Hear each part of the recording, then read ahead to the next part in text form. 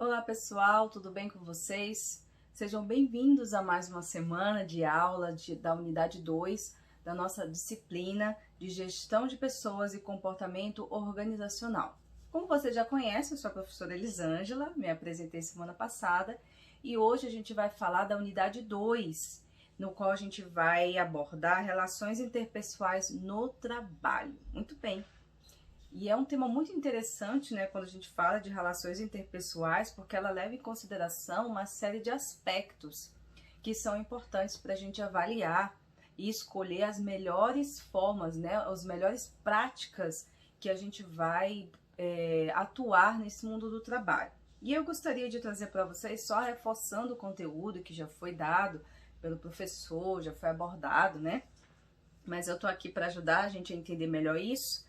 E queria dizer aqui de 3 aspectos importantes nessa análise das relações interpessoais. A primeira é a diversidade nas organizações, o professor já falou isso com vocês, né? A segunda, diferenças individuais e personalidades. E a terceira, as relações interpessoais no mundo do trabalho. A diversidade, né? Isso é uma constatação nossa de que as pessoas são diferentes, né? Isso é um fato e é um dado. De múltiplas maneiras, de múltiplas educações diferentes, e aí isso tudo vai se encontrar no mundo do trabalho. E essas diversidades, elas são de origens tanto sociais, como também as de origens culturais. Então, no mundo do trabalho, a gente vai encontrar essas diversidades e essas maneiras diferentes de ver o mundo. É fácil lidar com a diversidade? Eu digo para vocês que não, na verdade. É complexo lidar com a diversidade, é um desafio lidar com a diversidade ainda mais no mundo corporativo.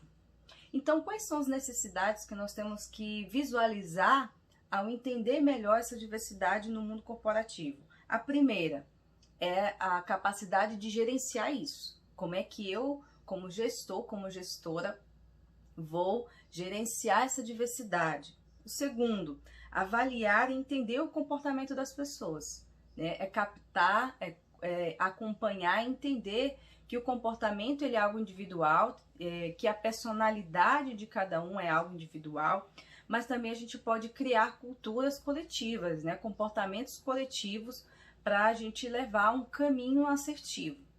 Outra necessidade interessante e importante é a de cultivar valores éticos e interculturais. E a gente tentar trazer essa diversidade para um caminho de unidade, né? E não de segregação. Acho que isso é uma questão importante. A gente levar para o caminho da unidade, não a da segregação. E como é que a gente vai fazer isso? É trabalhar os valores sociais, valores de segurança, de realização, como vocês viram lá na aula, né? Benevolência, autodeterminação e outros.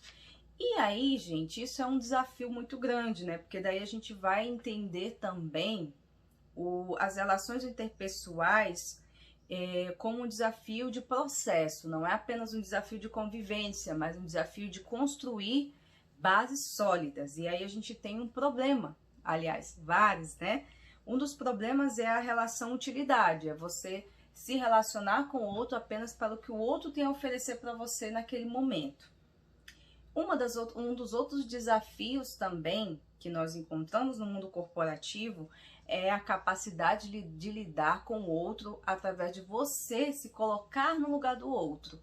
E essa é uma ação pouco praticada.